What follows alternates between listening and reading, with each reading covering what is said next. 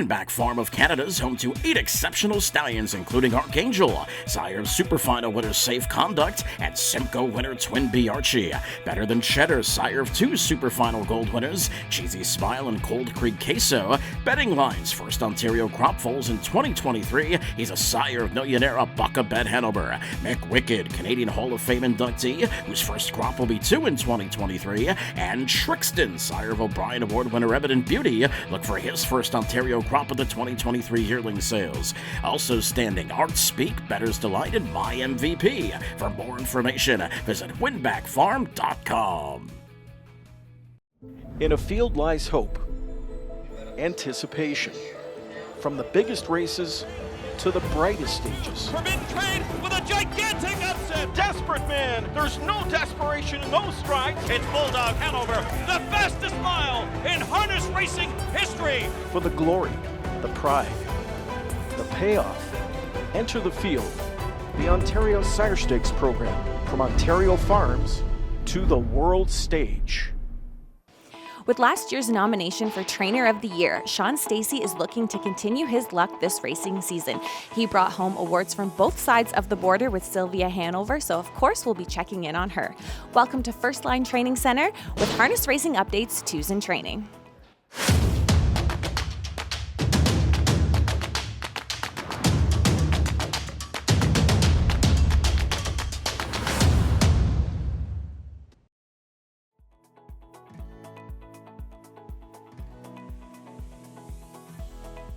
Sean joins us now. Sean, congratulations on such an incredible year last year.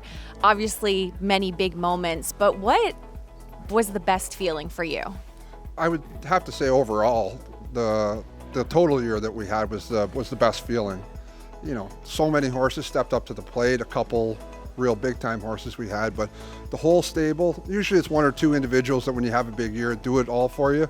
We had those, but we had a really good core base all through. Now, are your expectations continuing on that standard, or do you reset here in January? I think we're looking at it the same way. We're really diversified in what we have, and I think we have a lot of horses that have potential to make a little bit, so hopefully one horse doesn't have to do everything. And speaking of those horses that really stepped up as a stable, how about Sylvia Hanover? How is she coming back? She had, took home hardware from both sides of the border last year. Yeah, she was a super surprise when she got racing. She just got better and better all the time, and that's what we do it for, is to have horses like her. She's just checking in over your shoulder right now, actually. But she's coming back really good so far. She doesn't show you a lot ever, so it's hard to gauge how good she is or how bad she is, because I think she just waits for the moment to show you. And what is she paid into, or what are you looking forward to for her racing this year? Well, I think the general idea is to start her out slow. It's going to be hard to find an overnight race for her to lead up to the Fan Hanover. And after that, she's basically paid up to everything, stateside and here. So I think she should be able to follow the money all year. And coming into this season, what about Pacing Colts? What do you have coming for this season? Kind of excited about what we have for Pacing Colts. We have 4 of them actually that are all really nice colts. 3 of them are Ontario bred, one's a Sweet Lou colt, but all 4 horses I think are, I'm not saying they're the greatest, but I'm saying that they're pretty nice horses. So I think they could be players at a higher level.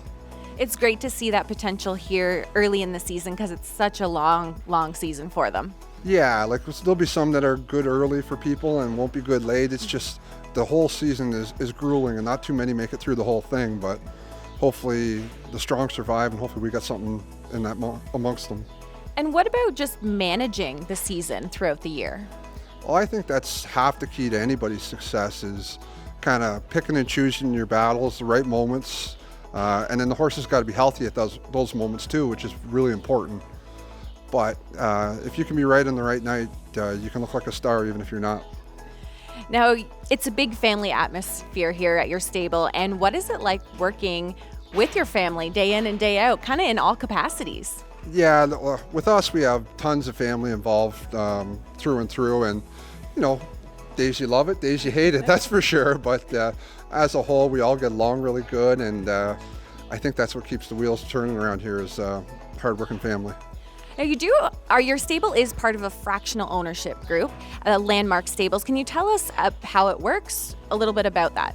Yeah, Landmark, it's fractional ownership, structured a little bit differently maybe than some of the other groups, but we generally try to stick to buying shares in Ontario breds. Sometimes it diversifies and we get an American colt too.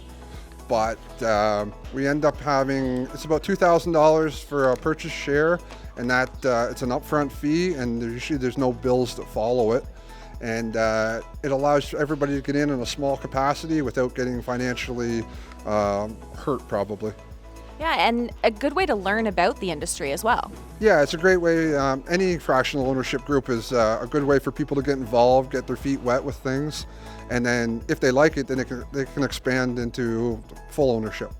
And some of those Landmark horses are some of the ones we're going to talk about today, getting into your 2-year-olds. Yeah, a couple of them are on the list here today, I think. The first 4 we're going to talk about, we didn't see on the track here today. They're still up in Lansdowne, but can we start with Unrivaled Hanover? Yeah, he's a Bettor's Delight colt. He's been wintered back in Lansdowne at our farm there. All these 2-year-olds at this stage, there's not a lot to say about them, but him in particular, he's doing everything he's supposed to. He's going good. He's got a good gait, good mannerisms, so it's still a long road ahead, but he seems good so far. And how about your next Bettor's Delight colt, Minotaur? Minotaur, similar story, Bettor's Delight colt again. He took a little longer to get gaited right off the get-go, and he was not quite as natural early, but as speed progresses, his gaits lengthen out a lot, and he seems to have a pretty good engine in him right now, so long road ahead again, but good. And I do like the name of this next one, a big purchase here from Harrisburg for $275,000, Jinx Blackout. Yeah, that's a Walner filly that's the Cool Papa Bell family. And she's a nice filly. She's not real big or robust filly, but she's really tidy. She's a bit of a late foal. She's not the flashiest one at the moment, but she does have a lot of good traits. And I think she's just a little more immature than the average one, so she'll take a little longer, but I do like her a lot. And how about Reigning Jade? Reigning Jade. She's a big, strong filly. We got her out of Lexington last year. And she sees a lot on the racetrack right now, focus issues a little bit, but when she's geared up and looking forward, she's got a pretty big engine, I think, anyway. Your next one here was $32,000 in Harrisburg, Twin B Nancy's Wish. Nancy's Wish, yeah. We weren't really looking for a Bettor's Wish filly, but she just kind of stumbled into our lap a little bit. And out of all the ones we have, I think she's got the most sauce breaking, and she's got her own attitude, but if she decides to work hard about it, she's okay too. And how about your McWicked colt, Hands Off Nose In?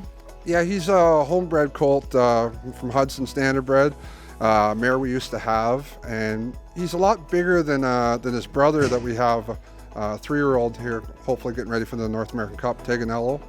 But anyways, he's a big, strong colt, and he's good right now. Not much to say. And your Stag Party colt, Party Pass. Party Pass, yeah. Again, not really looking for a stag party, but just a horse that was extremely athletic when we looked at him at the sale, and he fell in the right range, and we're really happy that we got him right now.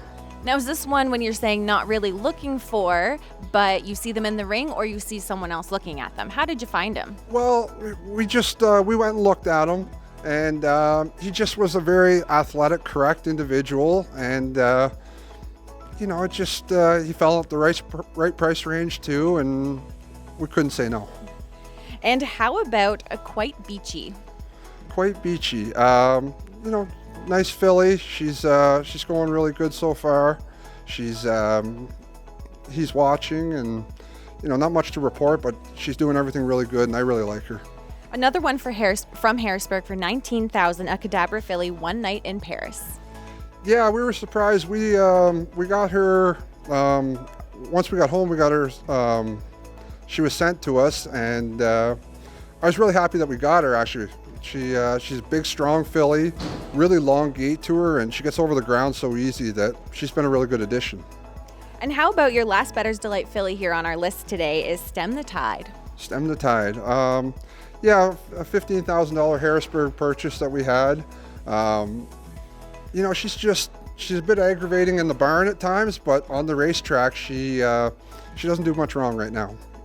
That's great to hear, and good luck this season. Thank you for joining us here in Tuesday Training. Great, thank you.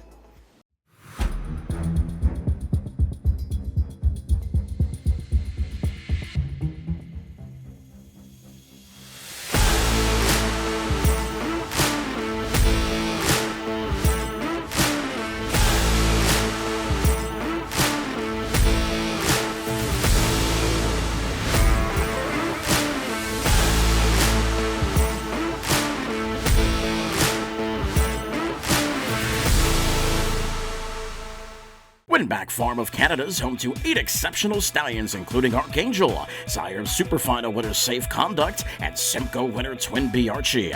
Better than Cheddar, sire of 2 Superfinal gold winners, Cheesy Smile and Cold Creek Queso. Betting lines, first Ontario crop foals in 2023. He's a sire of Millionaire Bulldog Hanover. Mick Wicked, Canadian Hall of Fame inductee, whose first crop will be 2 in 2023. And Trixton, sire of O'Brien Award winner Evident Beauty. Look for his first Ontario crop of the 2023 yearling sales.